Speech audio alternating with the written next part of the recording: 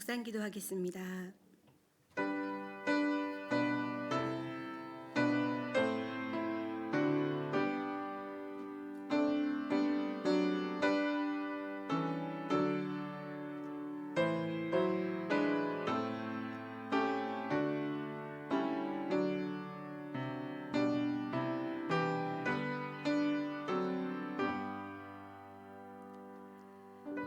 태초에 말씀이 계시니라. 이 말씀이 하나님과 함께 계셨으니 이 말씀은 곧 하나님이시니라. 그가 태초에 하나님과 함께 계셨고 만물이 그로 말미암아 지은 바 되었으니 지은 것이 하나도 그가 없이는 된 것이 없느니라.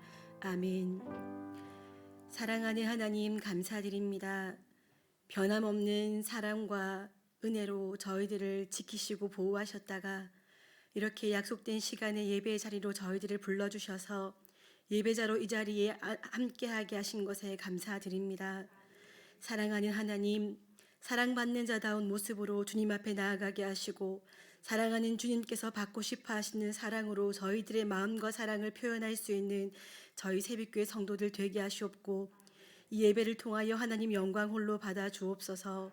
예수님 이름으로 기도드립니다. 아멘. 사도신경 하시겠습니다. 나는 전능하신 아버지 하나님 천지의 창조주를 믿습니다. 나는 그의 유일하신 아들 우리 주 예수 그리스도를 믿습니다.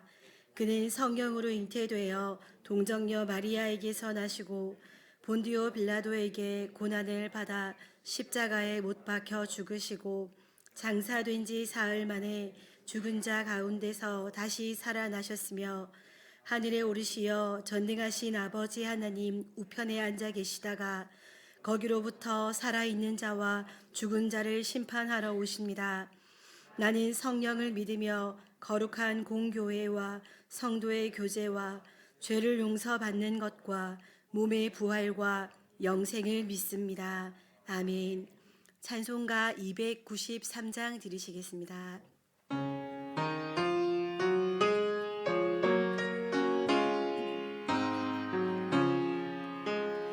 주의 사랑 비칠 때의 기쁨 오네 근심 걱정 물러가고 기쁨 오네 기도하게 하시며 희미한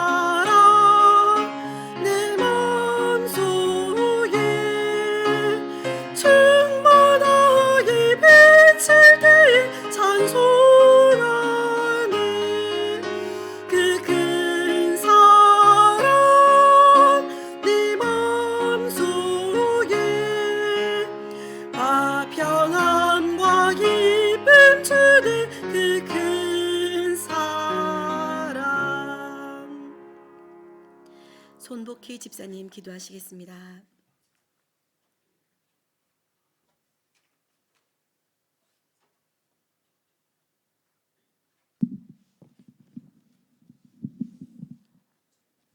사랑이 많으시고 거룩하신 하나님 아버지 감사합니다. 이 시간 수요 예배로 주님 앞에 나와 찬양과 경배를 드리게 하시니 더욱더 감사드립니다. 저희가 세상에 살면서 하나님의 크신 사랑을 본받아 주님의 말씀대로 행치 않고 온전한 마음으로 살지 못했음을 주님 앞에 고백합니다. 저희 죄를 용서하여 주시옵소서. 부족한 저희를 주님의 말씀 가운데 살게 하시고 주님 뜻대로 살게 하시기 위해 이곳에 불러주셨음을 믿으며 감사를 드립니다. 아멘. 우리는 주님의 말씀으로 새롭게 되기를 소원합니다. 인도하여 주시옵소서. 하나님 아버지, 세상 가운데 살아갈 때 때로는 육신의 질병으로, 때로는 마음의 상처로, 또한 물질로 인한 어려움으로 씨름하며 마음 시린 시간을 보낼 때가 있습니다. 그럼에도 불구하고 우리는 주님의 십자가 사랑으로 견디고 나아가기에 회복하고 새 힘 주시는 주님께 감사하며 찬양과 경배를 드립니다. 오늘 이 예배를 통하여 하나님과의 관계가 회복되게 하시고 닫힌 마음의 문을 열게 하시어 채우시는 주님의 크신 은혜를 경험케 하옵소서. 아멘. 내가 주인 삼았던 것 다 내려놓고 주님이 우리에게 어떤 것으로 부어주실지 기대하며 기쁨으로 나아가게 인도하옵소서. 하나님 아버지, 함께 말씀 듣고 교제하며 주님의 사랑 안에서 세빛 공동체가 한마음 한뜻으로 달려가기를 소원합니다. 코로나로 인하여 말씀을 뒤로하고 예배에 소홀했던 우리의 신앙의 본질을 다시금 회복해 하시고 말씀과 기도로 나아갈 때 교회가 부흥되고 성도들이 가정에 주님의 놀라우신 축복이 풍성하여지길 기도합니다. 하나님 아버지, 빈자리가 너무도 많습니다. 주님을 떠나 있는 주님의 자녀들 속히 주님을 찾는 자 되게 하시고 주님의 은혜의 자리에 함께하여 기쁨의 영광 올려드리길 소원합니다. 하나님 아버지, 다시 시작하는 교회로 한 해를 준비하며 나아가는 사역 위에 주님의 크신 은혜로 어려움 없이 잘 감당케 하여 주옵소서. 담임 목사님과 사역을 담당하시는 모든 분들의 힘이 되시고 성령 충만함으로 채워주시며 건강 또한 지켜주시옵소서. 교회가 협력하는 선교 현장에 선교사님들의 안위를 지켜주시고 사역을 감당하실 때 주님의 도우시는 손길로 능히 감당하고 나아갈 힘 주실 줄 믿습니다. 은혜를 더하여 주시옵소서. 하나님 아버지, 이 나라 이 민족을 긍휼히 여겨주시고 이 나라를 바르게 나아갈 수 있도록 지켜주시옵소서. 영유아부터 청년에 이르기까지 주님이 예비하신 복된 삶을 주님 말씀 안에서 순종하며 소망 가운데 살아갈 수 있도록 축복하며 인도하여 주시옵소서. 자녀들이 꿈을 펼치며 나아갈 때 실패를 두려워하지 않는 담대함을 주시어 장차 나이 다 된 것이 다 하나님의 은혜임을 입술로 고백하게 하옵소서. 하나님 아버지, 고르지 못한 일기 변화로 성도들이 건강과 안위를 지켜보아여 주시옵소서. 연로하신 어른들을 평안케 지켜주시옵소서. 또한 먼 길 오가는 성도님들의 안전을 지켜보아여 주시옵소서. 하나님 아버지, 교회가 준비하며 나아가는 사역이기에 주님의 크신 은혜가 있기를 소망합니다.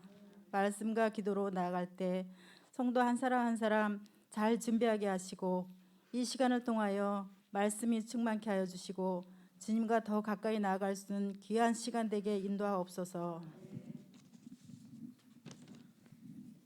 이 시간 담임 목사님을 위해 기도합니다. 영육간에 강건하게 하시고 성도들이 고민과 어려움을 잘 헤아리며 어떠한 상황에도 든든히 서가는 공동체로 이끌어갈 수 있도록 영적 리더십을 더하여 주시옵소서. 협력하시는 두 분의 목사님께도 같은 은혜를 주시어 사역하시는 모든 일정 가운데 주님의 크신 역사심이 있기를 기도합니다.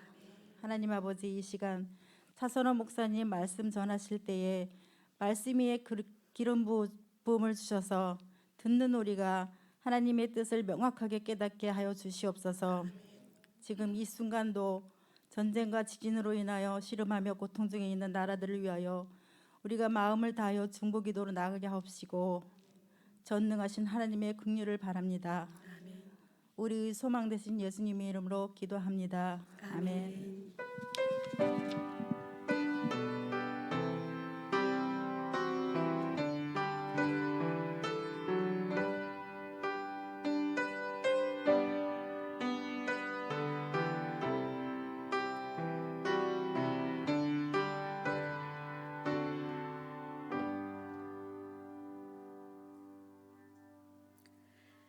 로마서 14장 1절에서 23절까지 말씀 보시겠습니다. 신약 성경 258페이지입니다.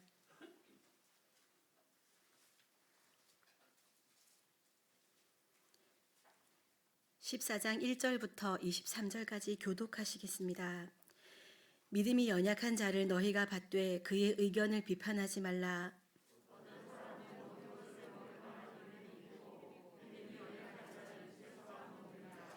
먹는 자는 먹지 않는 자를 업신여기지 말고 먹지 않는 자는 먹는 자를 비판하지 말라. 이는 하나님이 그를 받으셨음이라.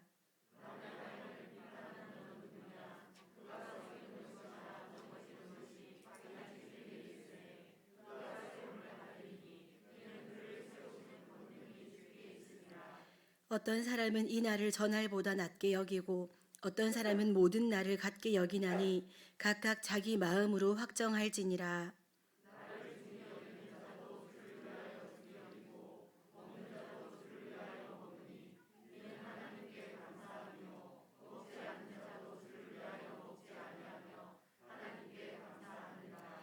우리 중에 누구든지 자기를 위하여 사는 자가 없고 자기를 위하여 죽는 자도 없도다.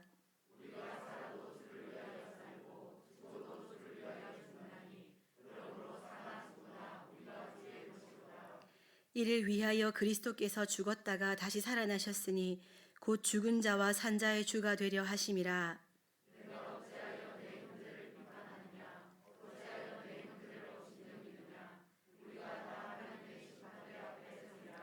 기록되었으되 주께서 이르시되 내가 살았노니 모든 무릎이 내게 꿇을 것이요 모든 혀가 하나님께 자백하리라 하였느니라. 그런즉 우리가 다시는 서로 비판하지 말고 도리어 부딪힐 것이나 거칠 것을 형제 앞에 두지 아니하도록 주의하라.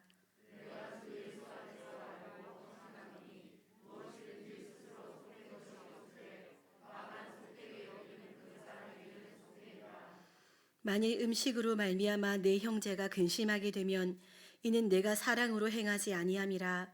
그리스도께서 대신하여 죽으신 형제를 내 음식으로 망하게 하지 말라.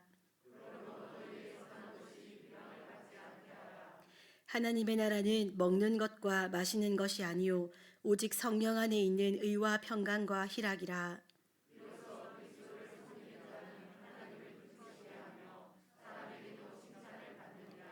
그러므로 우리가 화평의 일과 서로 덕을 세우는 일을 힘쓰나니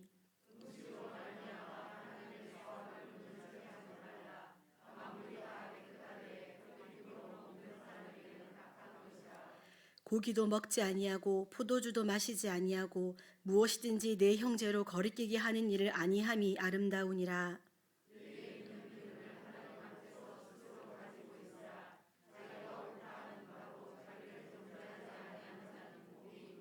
함께 읽겠습니다. 의심하고 먹는 자는 정죄되었나니 이는 믿음을 따라 하지 아니하였기 때문이라. 믿음을 따라 하지 아니하는 것은 다 죄니라. 아멘. 바울 사도는 로마서 1장에서 11장을 통해 유대인과 이방인들이 새 이스라엘로 세워진 교회임을 말씀하고 그들이 살아야 할 새로운 생활 방식에 대해 말씀을 나누었습니다. 그리고 오늘 본문을 통해 교회가 내부적으로 가장 마음을 써야 할 것이 무엇인지 가르칩니다. 초대교회는 유대인과 이방인이라는 이질적 문화를 가진 사람들이 공동체를 이루고 있었기 때문에 교회의 가장 중요한 숙제는 교회의 하나됨을 지키는 것이었습니다. 예수님께서 십자가를 지고 화목 제물이 되시면서 하나님과 사람 사이에 막힌 담을 허무셨습니다. 아담과 하와가 죄를 범하여서 하나님과 단절되었기 때문에 파생되었던 인간과 모든 피조 세계와의 단절, 그리고 사람 사이에서의 단절이 이제 예수 그리스도께서 이루신 하나님과의 화목으로 인해서 회복되었습니다. 우리의 죄성을 따라서는 화목할 수 없는 모든 영역에서의 온전한 회복, 온전한 화목, 하나됨을 예수님께서 이루어 주신 것입니다. 교회의 하나됨은 예수 그리스도의 복음을 세상에 보여주는 가장 분명하고 가장 단호하고 가장 정확한 선포입니다. 오늘은 본문을 통해서 교회의 하나됨을 위해 바울 사도께서 가르치는 내용을 두 가지로 살펴보겠습니다. 첫째로 서로 비판하지 말라고 하십니다. 초대교회에서 유대인과 헬라인의 연합을 가로막는 가장 큰 장벽은 바로 음식 문제였습니다. 유대인이 예수님을 믿고 그리스도인이 되었다고 해도 이방인들과 한자리에 앉아서 돼지고기 같은 부정한 음식을 먹는다는 것은 힘든 일이었습니다. 평생에 돼지라는 것은 음식이 아니라고 여기며 살았기 때문입니다. 또한 우상신에게 바쳐진 음식을 먹는다는 것도 불가능한 일이었습니다. 그것은 하나님을 배반하는 행위라고 여기며 지금까지 살아왔기 때문입니다. 함께 있지만, 같은 곳에 있지만 같은 음식을 나누지 못하게 되면 서로 마음을 터놓고 교제하기 힘든 것이 사실입니다. 이 문제 앞에서 바울 사도는 헬라인 또는 유대인이라는 단어를 사용하지 않고 믿음이 연약한 자라는 표현을 사용합니다. 무슨 말이냐 하면 세상에는 세 종류의 사람밖에 없어. 믿음이 없는 자, 믿음이 강한 자, 믿음이 연약한 자. 이렇게 사람을 세 종류로 인식하고 말씀을 진행하고 있습니다. 지금은 교회 공동체 안에서의 이야기이기 때문에 믿음이 없는 자에 대한 언급은 하고 있지 않고요. 지금 바울 사도는 믿음이 강한 자들아, 믿음이 연약한 자를 너희가 받되 그의 의견을 비판하지 말라라고 말씀합니다. 이방인이 유대인의 것을 따르라 라고 말씀하는 것도 아니고 유대인이 이방인의 것을 따르라 라고 말씀하는 것도 아닙니다. 누군가는 믿음이 강한 자고 누군가는 믿음이 약한 불이야. 예를 들면 유대인은 믿음이 약하고 이방인들은 지금 믿음이 강한 자야. 이렇게 지금 바울 사도께서 결정을 해주고 지침을 주고 있는 것도 아닙니다. 바울 사도는 믿음이 강한 자가 믿음이 약한 자를 받으라 라고 말씀하고 있습니다. 그렇다면 누가 믿음이 강한 자이고 누가 믿음이 약한 자입니까? 유대인이 보기에는 율법을 따르지 않는 이방인이 보기에는 율법에 얽매여서 자유가 없는 유대인이 믿음이 없는 자로 보였을 것입니다. 서로가 서로를 믿음 없는 자로 여겼고 상대적으로 자기 자신을 믿음이 강한 자로 여겼다는 것입니다. 그렇기에 바울 사도는 서로가 상대를 믿음 없는 자라고 여기면서 자신을 믿음의 우위에 세우고 상대방을 업신여기거나 판단하지 말라고, 오히려 믿음이 강하다고 여기는 너희 스스로가 믿음이 약한 자의 의견을 받아주라고 말씀합니다. 무엇이 더 중요한 것인가? 무엇이 본질이고 비본질인가 하는 질문은 신앙생활에서 아주 중요한 문제입니다.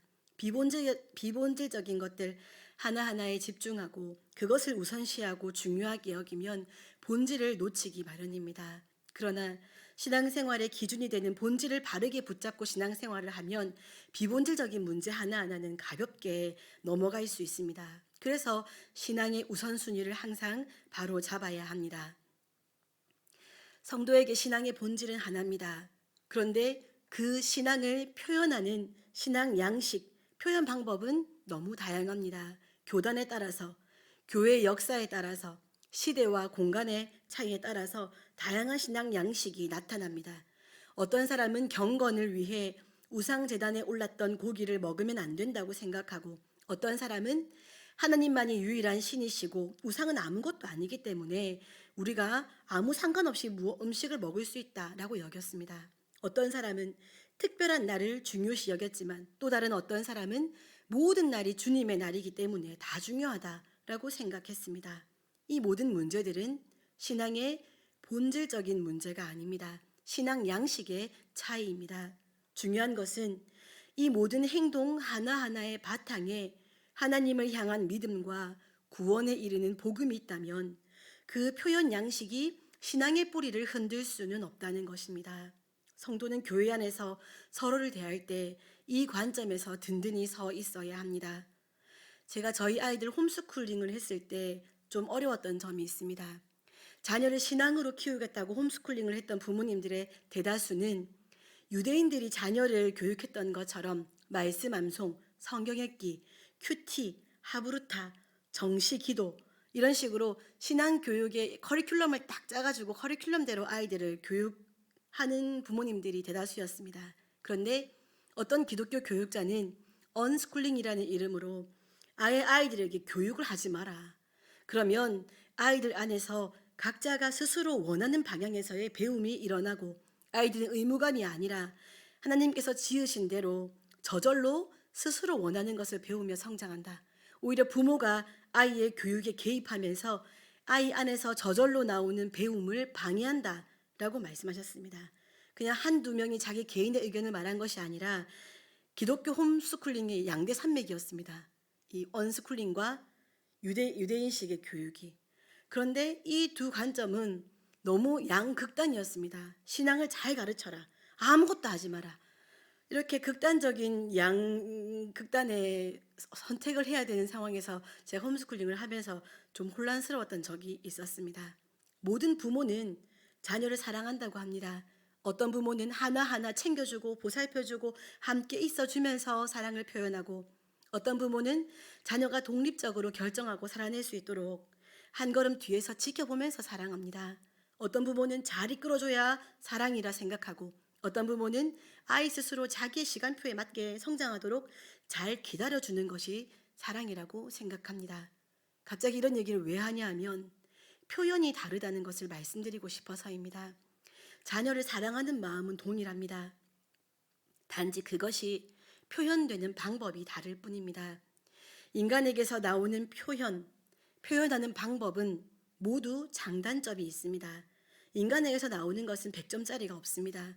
마치 햇빛이 비치면 그림자가 생기기 마련이듯이 사람이 아무리 좋은 뜻으로 무언가를 계획하고 진행해도 사람이 행하는 일에는 부정적인 요소가 생기기 마련입니다.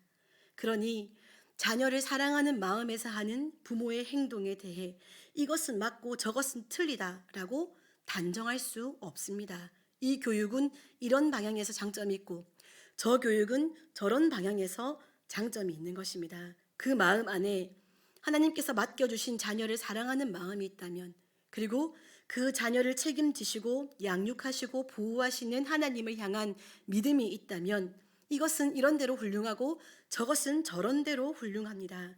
또 이것은 이런 대로 단점이 있고 저것은 저런 대로 단점이 있습니다. 그러니 표현 방식에 대해서 절대값이 있을 수 없다라는 것을 수용하는 우리 모두가 되어야 합니다.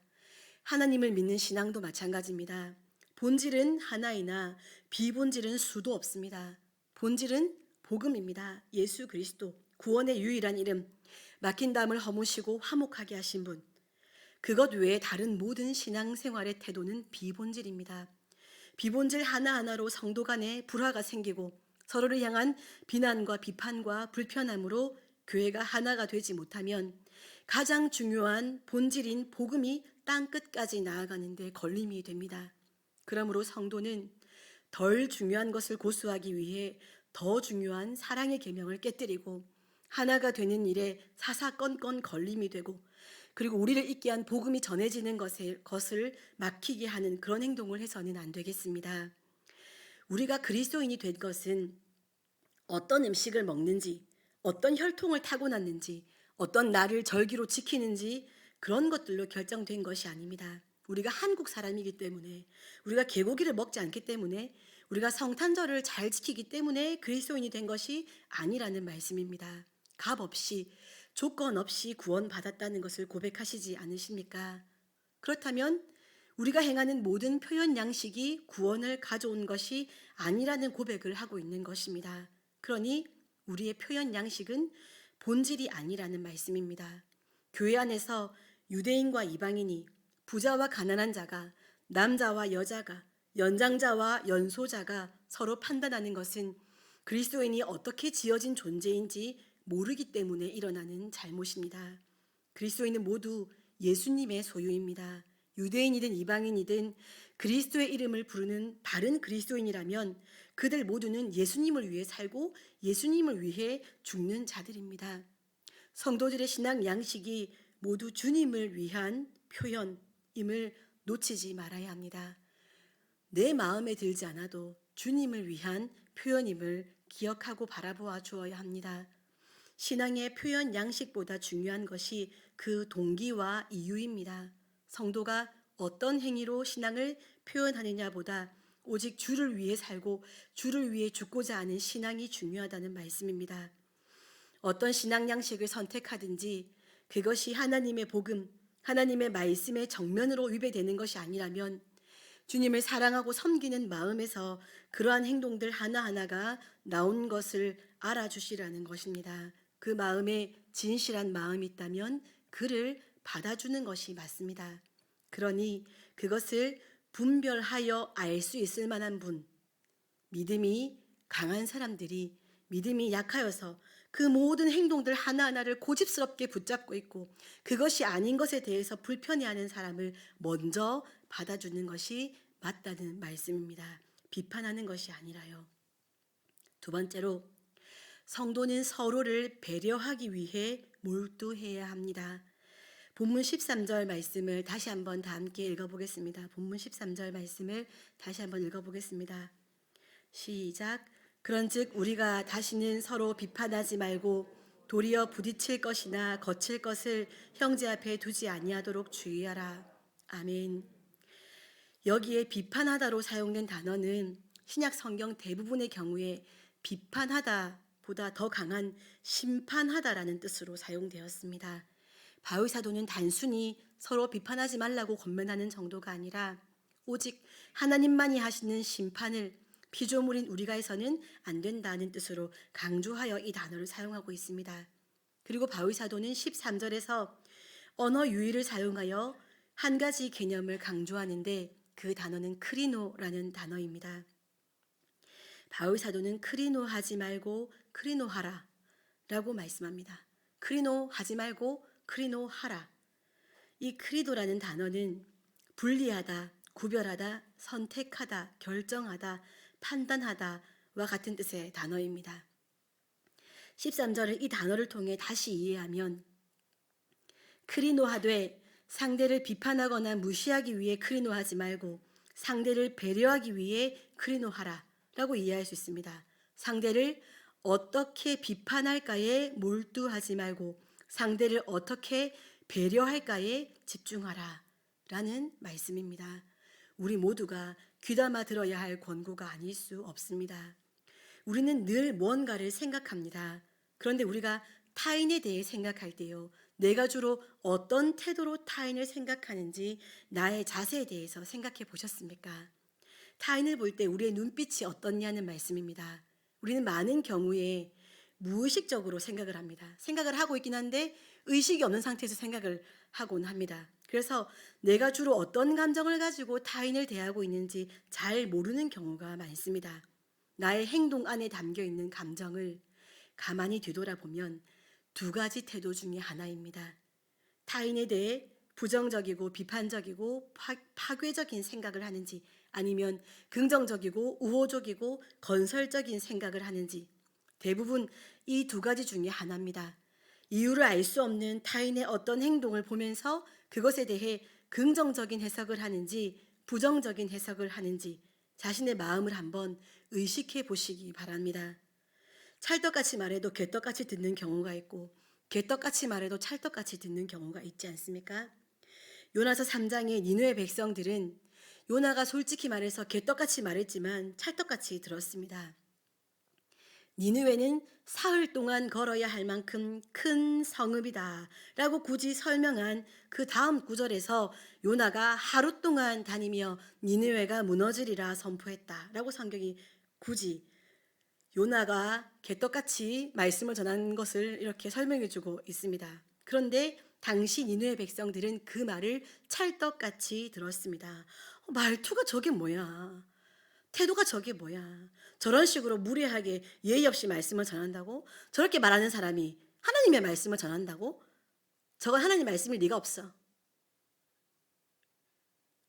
그렇게 받아들이지 않고 그렇게 생각할 만한 요소가 충분히 있었음에도 너무 신기하게 그들은 긍정적으로 듣고 회개하고 돌이켜 용서받고 죽지 않고 살았습니다. 상대에 대한 비판적인 생각은 상대뿐 아니라 우리 자신에게도 나쁜 영향을 미칩니다. 오히려 상대보다 우리 자신에게 더 큰 악영향을 줍니다. 반면에 상대에 대한 우호적인 생각은 상대와 우리 자신에게 좋은 결과를 가져옵니다. 사랑하는 새벽교회 성도 여러분, 그렇다면 바울 사도의 권고대로 과감하게 우리의 생각의 방향, 생각의 틀을 바꿔보는 것이 어떻겠습니까? 크리노하지 말고 크리노하는 것으로 바꿔보는 우리가 되었으면 좋겠습니다. 상대를 어떻게 비판할까에 몰두하는 것이 아니라 상대를 어떻게 배려할까에 집중하는 우리가 되었으면 좋겠습니다. 아무것도 그 자체로는 부정하지 않다. 마가복음 7장에서 하신 예수님의 가르침입니다. 만물이 다 깨끗하다. 바울 사도의 이해도 그렇습니다. 거리낌으로 먹는 사람에게는 악하다라고 말씀합니다. 어떤 음식이 부정하다고 생각하는 사람에게만 그 음식이 부정합니다. 성경은 그것이 그 사람에게는 부정하다고 선언합니다. 깨끗한 음식이지만 그것이 더럽다고 생각하는 사람에게는 더러운 음식이 됩니다. 음식 자체가 더러워진다는 뜻은 아닙니다. 여전히 음식은 깨끗하지만 먹는 그에게는 더러운 음식을 먹는 것과 같은 결과를 준다는 뜻입니다. 우리가 공동체의 성도를 보면서 비판하기 위해 몰두하면 우리에게 그 사람은 독과 같은 존재가 됩니다. 그와 함께 하지 않을 수도 없고 함께 할 수밖에 없는데 그가 독과 같이 여겨지니 독이랑 함께 지내는 나의 삶이 생명일 수 없습니다. 내가 점점 죽어가는 것입니다. 매일 독을 한 컵씩 마시고 있는 것입니다. 그 사람과 함께하지 않기 위해서 내가 떠나버리지 않는다면 우리는 항상 그 사람을 만날 수밖에 없는데 그 사람은 독입니다. 나에게. 매일 볼 때마다 난 독을 한 잔씩 마시는 겁니다. 어떻게 우리에게 생명이 있을 수 있겠습니까? 그러나 그를 배려하기 위해 몰두하면 우리는 그 사람과 화목을 이루고 공동체의 덕을 세우게 됩니다. 나도 살고 공동체도 삽니다. 본문 17절에서는 어떻게 사는 것이 하나님 나라의 삶인지 말씀합니다. 어떤 이는 먹고 마시는 것이, 즉 하나님께서 주신 은혜의 자유를 충분히 누리는 것이 하나님의 통치에 복종하는 것이라고 생각했습니다. 자유를 주셨으니 자유를 누려야지 라고 사는 것이 하나님의 통치에 복종한다고 생각했습니다. 다른 이는 먹지도 마시지도 않는 것이 하나님의 통치에 복종하는 것이라고 생각했습니다. 그들 모두는 먹고 마시는 문제가 하나님 나라의 삶과 깊은 관련이 있다고 생각했습니다. 그러다 바울 사도는 하나님 나라의 삶이 그런 지엽적인 문제와는 관련이 없고 성령 안에서 의와 평강과 기쁨을 실현하는 본질적인 문제와 관련이 있다고 단언합니다. 이것 또한 우리가 귀담아 들어야 할 가르침이 아닐 수 없습니다. 우리는 개인별, 교회별, 교단별로 최선을 다해 하나님 나라를 추구합니다. 우리와 우리 주변에 하나님의 선한 통치가 실현되기를, 하나님의 선한 돌봄이 이루어지기를 추구합니다. 우리가 먹어야 하나 먹지 말아야 하나와 같은 문제들을 가지고 고민하는 것도, 토론하는 것도, 논쟁하는 것도, 다투는 것도 좋게 보면 다 하나님 나라를 추구하는 것과 관련되어 있습니다. 하나님 나라의 일이라는 생각 때문에 그렇게 치열하게 싸우는 것입니다. 그런데 하나님 나라는 그런 방식으로 실현되는 것이 아니랍니다. 하나님 나라는 서로의 차이를 수긍하고 서로가 서로를 포용하는 방식으로 실현됩니다. 그 안에서 하나님의 의, 하나님께서 주시는 평화, 기쁨이 흘러넘쳐서 그곳이 하나님 나라가 됩니다. 사도는 음식에 관한 논증에서 하나님 나라의 원리를 발견하고 그 원리에 따라 행동 지침을 내립니다. 행동 지침은 단순합니다. 그리스도 안에서 얻은 자유를 절제하고 통제하는 것입니다. 왜요? 그리스도께 주신 자유가 분명히 있지만 그 자유를 나를 위해서가 아니라 공동체를 위해서, 더 구체적으로는 믿음이 약한 자를 위해서 그와 하나됨을 지키기 위해 절제하고 통제하는 것입니다. 바울 사도는 하나님 나라를 위해 먹고 마실 자유를 절제하는 것과 믿음을 연결시킵니다. 이 믿음은 하나님 나라에 대한 확신이며 그리스도를 본받아 이웃을 자기 몸과 같이 사랑하는 것입니다. 사도의 논지는 복잡해 보이지만 의외로 단순합니다. 그리스도 안에서 행함의 자유를 가진 성도들이 서로를 배려하기 위해 자기 자신을 통제하는 것이 하나님 나라의 원리를 실현하는 행동 지침이라고 가르치고 있습니다. 오늘 본문을 통해 바울 사도가 요구하는 것은 연약한 자들에 대한 배려입니다. 배려하는 행동은 성도가 비판하는 행동으로부터 가장 적극적으로 또 완전하게 돌아서는 태도임을 알아야 합니다. 비판하지 말자, 비판하지 말자, 비판하지 말자. 여기에 아무리 몰두해도 비판하지 말자. 비판하지 않기 위해서 그래 저런 건 비판하지 말자 하면서 비판할 거리를 찾게 되는 것이 죄성에 붙잡혀 있는 우리들입니다. 그래서 비판하지 않기에 가장 적극적인 표현으로 배려하기 위해서 몰두하자. 이것이 바울 사도께서 교회 내부에서 지켜야 할 가장 중요한 일이라고 말씀하십니다. 하나님 나라를 소유하며 그 나라의 시민이 된 성도는 자신에게 주신 그리스도의 자유를 공동체를 위해, 믿음이 약한 자를 배려하기 위해 절제하고 통제하여 화평의 일과 덕을 세우는 일에 힘써야겠습니다. 기도하겠습니다. 사랑하는 하나님, 감사드립니다. 오늘도 저희들을 사랑하심으로 생명의 귀한 말씀으로 저희들에게 먹이시고 생명의 사람으로 살아갈 수 있도록 은혜를 베풀어 주신 것에 감사드립니다. 저희들의 미련함과 무지함과 고집스러움과 교만함이 하나님의 말씀이 들려지는 이때에도 우리의 귀를 막고 마음을 닫지만, 하나님 그럼에도 우리 안에 있는 하나님의 형상으로 말미암아 하나님의 말씀의 한 구절이라도 우리에게 들렸다면 하나님 그 말씀이 우리의 삶과 삶의 태도를 바꾸어 갈 수 있는 능력의 말씀이 되도록 역사하여 주시옵소서.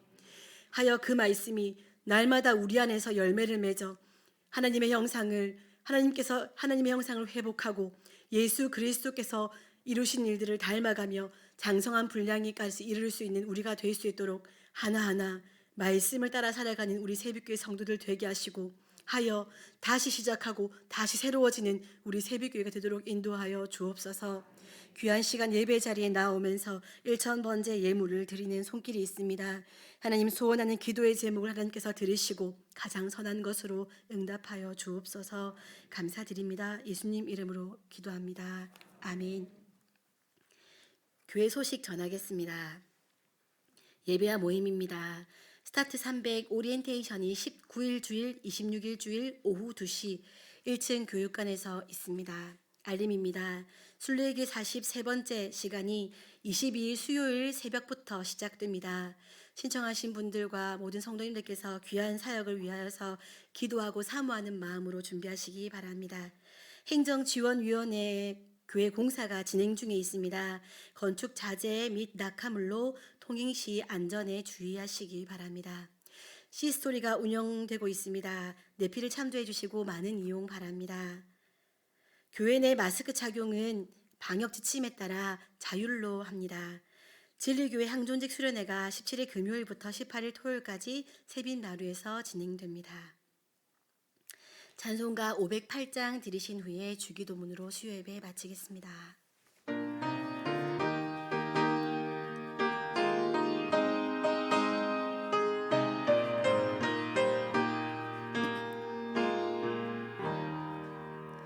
우리가 지금은 나그네 되려도 화려한 천국에 모사 나가리니 이 세상 있을 때 주 예수를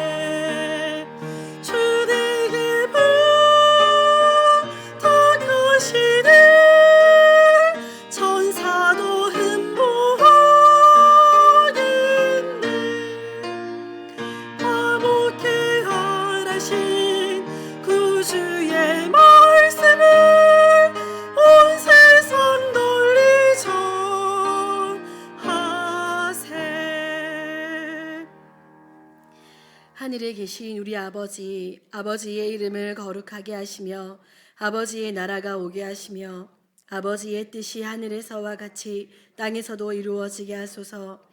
오늘 우리에게 일용할 양식을 주시고 우리가 우리에게 잘못한 사람을 용서하여 준 것 같이 우리 죄를 용서하여 주시고 우리를 시험에 빠지지 않게 하시고 악에서 구하소서. 나라와 권능과 영광이 영원히 아버지의 것입니다. 아멘.